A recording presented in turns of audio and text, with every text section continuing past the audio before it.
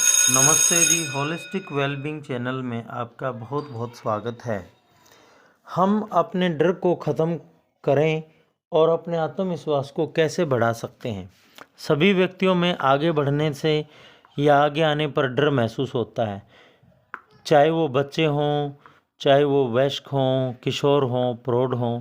सभी के अंदर आगे आने में हिचक होती है, हेजिटेशन होती है और एक डर छुपा हुआ होता है।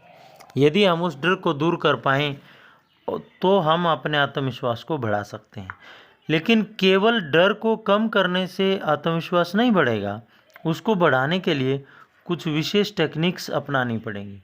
तो हम आपको 5 ऐसी टेक्निक बता रहे हैं जिनसे आपका डर कम होगा और आत्मविश्वास आपका बढ़ेगा।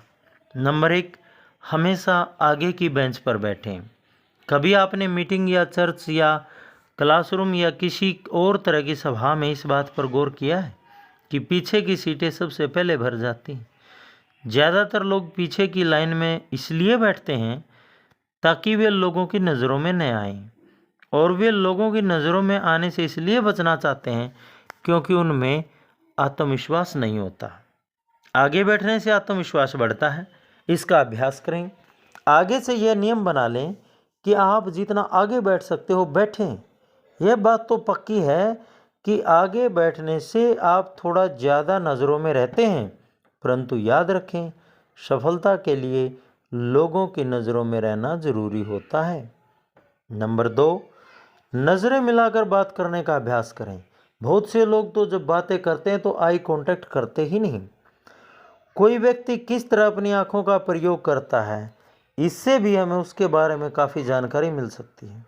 अगर कोई आपकी आंखों में सीधे नहीं देखता है तो आपके मन में यह सवाल तत्काल आ जाता है, यह व्यक्ति क्या छुपाने की कोशिश कर रहा है? यह व्यक्ति किस बात से डरा हुआ है? क्या यह मुझे धोखा देना चाहता है? इस व्यक्ति के इरादे क्या हैं? आमतौर पर आंखों के संपर्क में असफलता से 2 बातें पता चलती हैं। पहली यह कि आपके सामने आने पर असहज अनुभव करता है। दूसरा, उसमें हीन अनुभव करता है, डरा हुआ अनुभव करता है, या सामने वाले से आंखें न मिलाने से यह बात पता चलती है कि वह अपराध बोध से ग्रस्त है। ऐसा कुछ किया या सोचा है जो वह नहीं चाहता कि आपको पता चल जाए, इसलिए डर की वजह से ही वह आपकी नज़रों से मिलाएगा तो आप उसके दिल की बात समझ जाएंगे। तो इसलिए बहुत से लोग जब भी वे डर या अपराध बोध से पीड़ित होते हैं तो वे नज़रें मिला करके बात नहीं करते। अपनी आँखों से काम लें, दूसरे व्यक्ति की आंखों में आंखें डालकर बात करें। इससे न सिर्फ आप में आत्मविश्वास आ जाएगा, बल्कि इससे वो सामने वाला भी आप पर विश्वास करने लगेगा। नंबर 3, 25% तेज चलें। जब भी हम पैदल चलते हैं तो जिस गति से हम चलते हैं उससे थोड़ा और तेज चलें। जब लेखक छोटा था तो काउंटी सीट पर जाना ही अपने आप में एक रोचक अनुभव होता था। जब सारे काम हो चुके होते तो वह कार में लौट आते तो उनकी माँ अक्सर कहा करती थी, डेबी, यहाँ थोड़ी देर चुपचाप बैठो और देखो कि लोग किस तरह चल रहे हैं। माँ इस खेल को बहुत अच्छी तरह से खेलती थी। वे कहा करती थी, उस आदमी को देखो, वह परेशान सा दिख रहा है, या तुम्हें क्या लगता है वह महिला क्या करने जा रही है, या उस आदमी की तरफ देखो, वह कोहरे में लिपटा हुआ लगता है। लोगों को चलते हुए देखना सचमुच मज़ेदार था।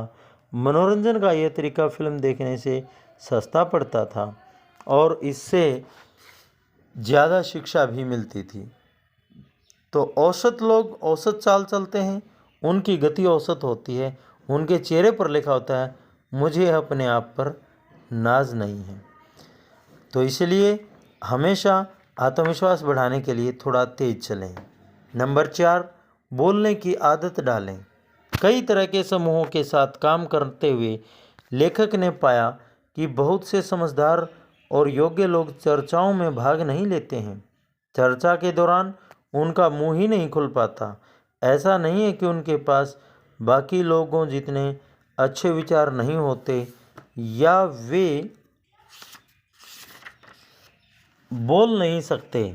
इसका कारण सिर्फ यह होता है कि उनमें आत्मविश्वास नहीं होता। वह चुप्पा व्यक्ति अपने बारे में इस तरह की बातें सोचता है, मेरा विचार शायद काम का नहीं है।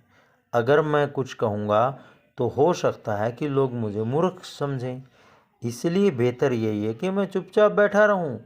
इसके अलावा समूह के बाकी लोग मुझसे बेहतर जानते हैं। मैं दूसरों के सामने यह जताना नहीं चाहता कि मैं कितना नासमझ हूँ। बहुत से लोग इसी उधेड़-बुन में लगे रहते हैं और वे अपने आप को खुलकर एक्सप्रेस नहीं कर पाते और खुलकर एक्सप्रेशन ना कर दे पाने के कारण उनका आत्मविश्वास कमज़ोर रह जाता है। नंबर 5, बड़ी मुस्कुराहट दें। ज़्यादातर लोगों का कहना है कि मुस्कुराहट से उन्हें सच्ची ताकत मिलती है। उन्हें बताया गया है कि मुस्कुराहट आत्मविश्वास की कमी को दूर करने के लिए एक बढ़िया दवा है, परंतु ज़्यादातर लोग इस बात में इसलिए यकीन नहीं करते क्योंकि जब वे डरे हुए होते हैं तो वे मुस्कुराने की कोशिश ही नहीं करते।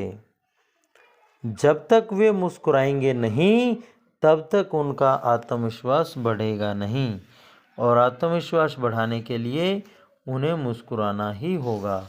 मुस्कुराने में बहुत बड़ी शक्ति है। मुस्कुराहट के कारण हम अजनबियों को भी अपना बना सकते हैं। हम उन लोगों को भी अपना बना सकते हैं जो हमें अपना शत्रु या दुश्मन समझते हैं।